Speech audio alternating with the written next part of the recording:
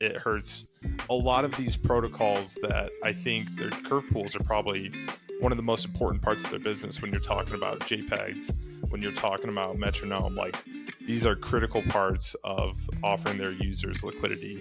And so, yeah, I feel for these protocols that, need this maybe more than what Curve needs, their business. Welcome back, everybody, to another episode of WagmiTV. We have a good one for you today. We're talking about the most recent Curve finance hack, one of the biggest topics in crypto right now. Over 62 million exploited and stolen by hackers starting Sunday and rolling basically into today. It started out at somewhere around 15 to 25 million on Sunday and then kind of rolled into Tuesday.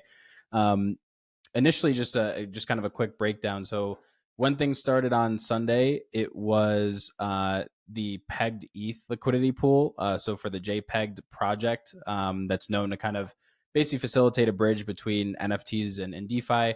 So their liquidity pool got hit for 11 million. And then we had Metronome, another DAO, get hit for about 3.5.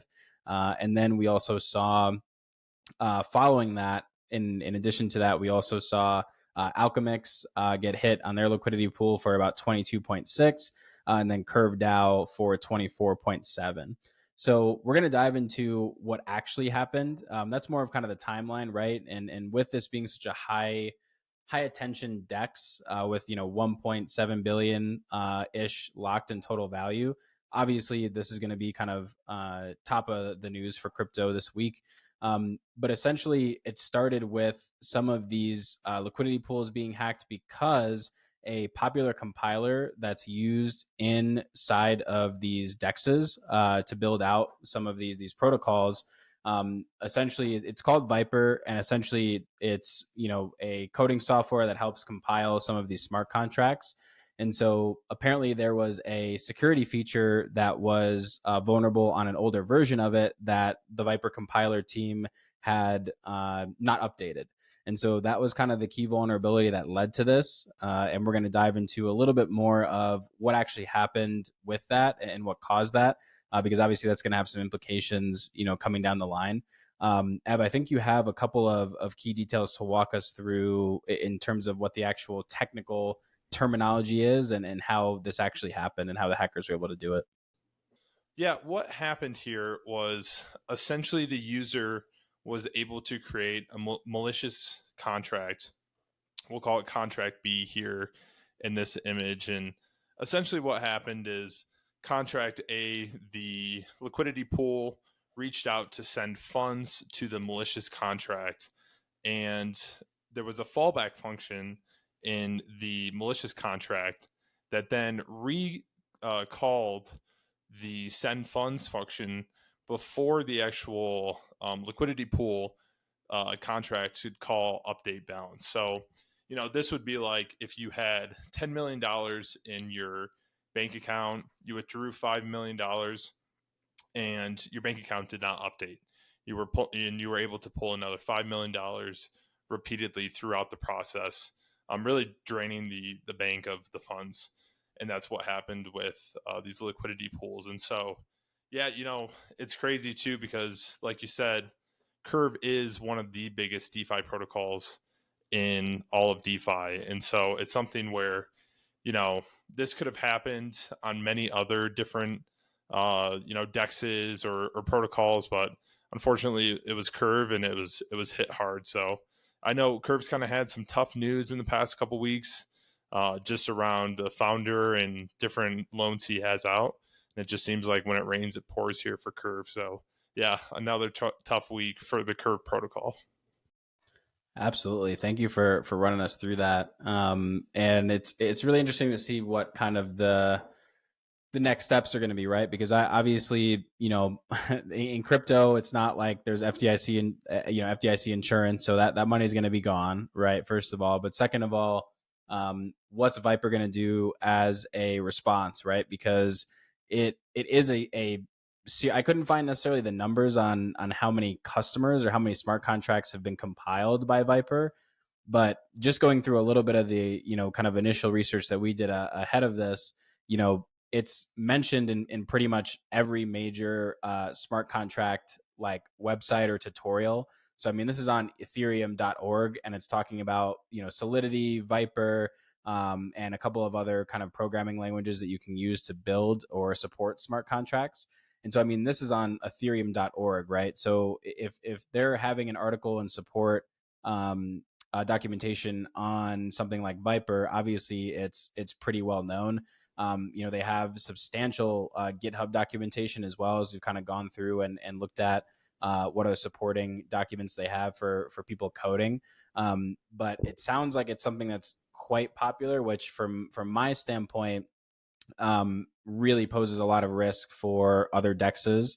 Obviously not just Curve, but other ones that are probably, likely compiling with Vyper. So we're 2 days out from the start of this hack when it was uncovered. I wouldn't be surprised if we see some more trouble in the weeks to come, unless something is patched from a wide range. And you'd know more from a technical standpoint, but I don't know if they can retroactively patch a compiler or piece of a smart contract programming language once it's already deployed or built. So that'd be kind of interesting. No, it's a good question, and I believe you can update it. Like, okay. It seems like this would have happened a lot more in the past if you weren't able to. But talking about how common and how trusted Vyper is in the space, I think it's enough of a example that Curve, one of the biggest protocols, uses Vyper for their business and some of their most critical smart contracts that they have to operate their business. So that tells you how much Vyper is trusted in the space. And re-entrancy attacks are not new in crypto. We saw Uniswap get hit by one in 2020, Cream Finance 2021, the Siren Protocol 2021. And so, this is something that, usually we don't see the biggest hacks when you're looking at some of these bridge hacks of hundreds of millions of dollars. Usually these will be under 100 million, under 50 million. But I think this is really a reputation hit for Curve, and one where, it's seen as arguably one of the most trusted protocols in DeFi. And so to have this happen to Curve, obviously the reputation may be tarnished for a little bit, but hopefully they can come back and, it'll only make them stronger with some of these pain points that they've had in the last couple days here.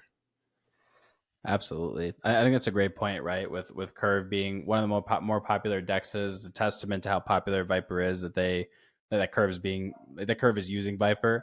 And hopefully, like you said, hopefully they're able to come back from this. I think, off of their TVL, 62 million is probably like 4 or 5% of their TVL. So definitely a noticeable percentage, and it's going to make headlines, but from a large grand scheme of things, the hackers only got a small portion of what's in there.